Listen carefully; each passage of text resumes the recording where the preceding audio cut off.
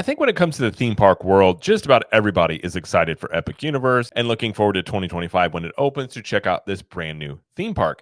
But one of the things I've been at least on the lookout for are, potential negatives when it comes to Epic Universe. Now, obviously myself, if you watch this channel for any amount of time, I am very excited for Epic Universe. I've been talking about it for a while. I'm looking forward to it. But I also want to be objective and look at potential, downsides to it or potential pros and cons that can be out there. And so I'm always on the lookout for different, perspectives on this of, potential pitfalls, all sorts of things. And I really haven't come across much, but I did come across an article here from All Ears that says the harsh reality of Universal's new Epic Universe park. And it seems like they're going to try and paint it in like perhaps not in the positive outlook that everybody else is looking at it with. So I figured let's read through this article and react to it. So that's what we're going to do. So, hi, I'm Jared with Caption Magic. And again, the headline here is the harsh reality of Universal's new Epic Universe park. So, yes, we are all super excited about the new theme park coming to Universal Orlando Epic Universe. This will be Universal Orlando's third theme park and will bring a total of 5 new themed lands to the resort, as well as 3 new hotels. We've been getting a ton of new details about these lands, and we're especially excited about the first ever How to Train Your Dragon Isle of Berkland, as well as Dark Universe, a land about Universal's classic monsters. Then there's a new Harry Potter land, a Super Nintendo World, and an original land, Celestial Park. However, before you get too excited about Epic Universe, we got to bring you back down to reality. Yes, we're going to have to temper our joy at Epic Universe a little because we do have some concerns about the new park and its opening. So let's take a look at the issues we're most worried about. Okay. Heavy emphasis on thrill rides. Okay, so Universal Orlando already has a lot of thrill rides, and it seems like many of the rides in Epic Universe will also be thrill rides. Now, don't get us wrong, we love a fun roller coaster, but at the same time, this means that the park might not have as much to do for kids and those who just don't like thrill rides. Says, yes, yet again, Universal has sort of always catered to thrill ride aficionados, but even the other parks have a few kid friendly spaces like DreamWorks Land and Seuss Landing. There's nothing like that in Epic Universe. There is. So, Super Nintendo World, both the main rides in the Mushroom Kingdom, I mean, Yoshi's Adventure is clearly like it's a kid ride. Mario Kart is not a I mean, it's a screen based ride, which you can have your issues with that, but like it's a VR thing, so like basically anybody can ride that. How to Train Your Dragon has an entire Viking training camp area that is specifically for kids. And even the rides in the How to Train Your Dragon, they're classified more as family coasters. But in that land, you have the show, The Untrainable Dragon. That's a family thing. That's everybody can do that. Plus, you're going to have the dragons flying overhead, so kids will love that. But Epic Universe is going to have stuff for families. Again, you've got the carousel. Like they may not have a land specifically for little kids, but they do have family friendly attractions that are going to be able to enjoy. So I don't think it has a too much of a heavy emphasis on thrill rides. At least you look at it, Universal historically, it has a lot of aspects of it that families and little kids can enjoy as well. It's going to be packed. Let's face it, if you go to Epic Universe after it opens, you can expect massive crowds pretty much for the next few years. It's going to be the place to go for many vacationers because of its newness, and that could mean the in-park experience might just be miserable. Now, we're guessing Universal is going to come up with some way to control the influx of people to the park, and it's still going to have a lot of people flocking to it. This also means lines for rides will probably be very long. I've heard people talk about this. I don't understand the argument of a negative about it is the fact that it's popular. So I suppose if this same thing happens at Disney World, all the ears won't have they won't be saying the negatives about Villains Land opening up, being that it's going to be popular. I only see this kind of being used in one way typically. Now Universal has come out and basically said like they are going to control the crowds, and I think this is something they're thinking about because you don't want this to happen where you have too many people in your park and nobody can enjoy anything. So I think they'll try and find a nice happy medium there to where they do have obviously a lot of anticipation, a lot of people want to go, and also you want people to have a good time once they are there. So I wouldn't say this is going to, I suppose it depends on your perspective. It could be a negative more in the short term, but this is going to be the case at any popular land, at any major theme park. So I'm just assuming they're also going to say this for like when Villains Land opens. That's all I'm saying.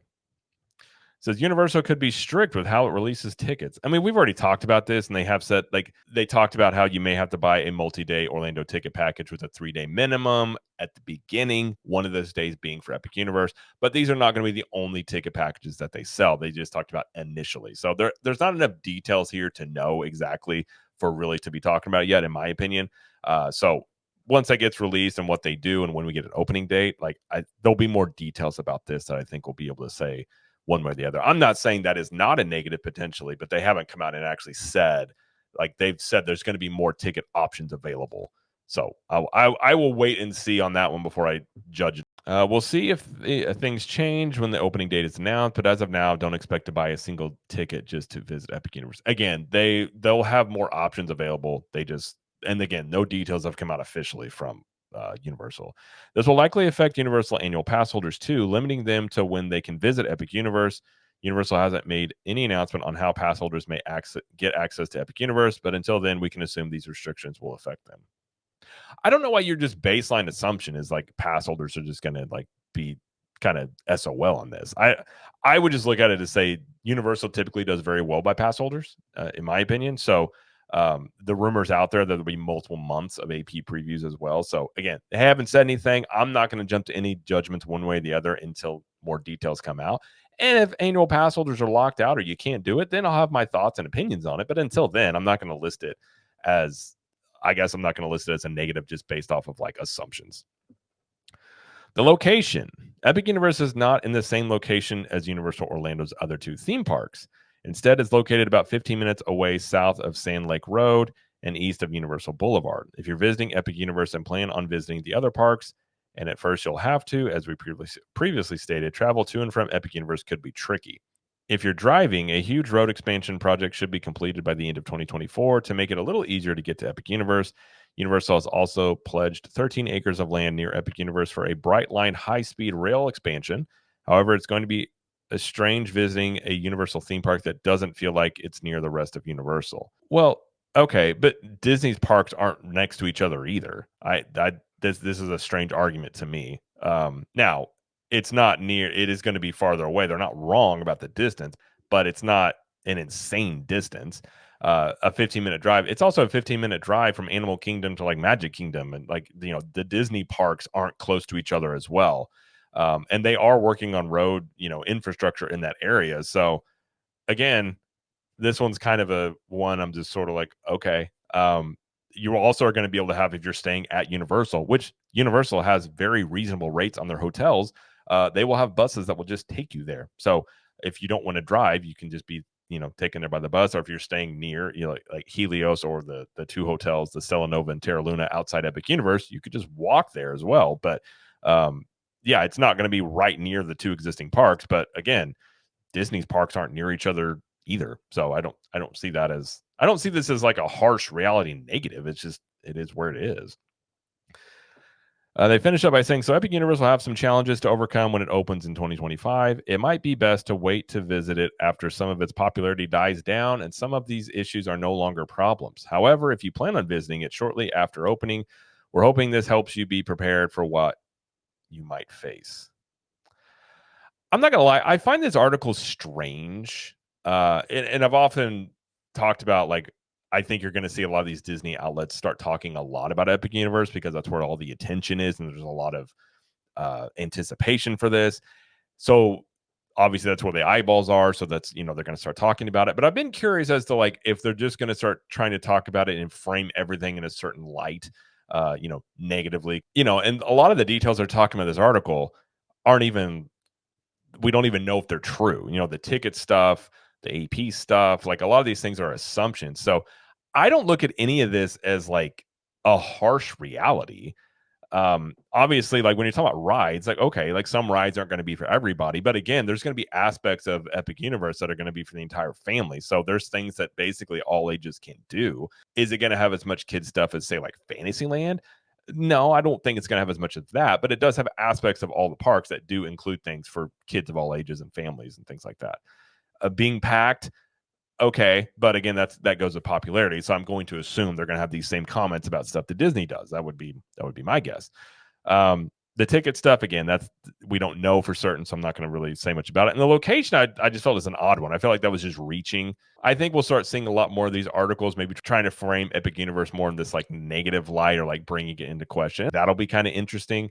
I think it would be in their best case scenario just to, be pro about both of them. And again, if you're happy about the stuff that Disney World is doing, you should be thanking Epic Universe, because they wouldn't be doing any of it if it wasn't for them. So on a lot of levels, even though I know there's a lot of the Disney crowd that looks at Universal and they kind of scoff at it and think they're not a competition for Disney, I've always felt it's kind of a silly mindset to have, because if you are excited about the stuff that Disney is doing right now in terms of what they just announced at D23, again, you wouldn't be getting any of it if it wasn't for Epic Universe and Universal. So I think you should be thankful that there is competition, and be excited for both if you're excited for both. And I'm not saying there aren't things that you could potentially criticize about the park. I mean, the ticket stuff can be, something you don't want to deal with. But again, if you're talking about a massive amount of people that want to go to this theme park, that would mean a lot of people are interested in it. And it just may mean in the short term, while the popularity is at its peak, you may not be able to go every single day or something like that. It may just be one of those situations. But that's going to be it for this video. If you like this video, please like it and subscribe to the channel, as we do lots of coverage here of Epic Universe, Universal Studios, Disney World, and pop culture news. And let us know what you think about this in the comments, if you think this is a harsh reality check of Epic Universe. And until next time, we will see you in the parks.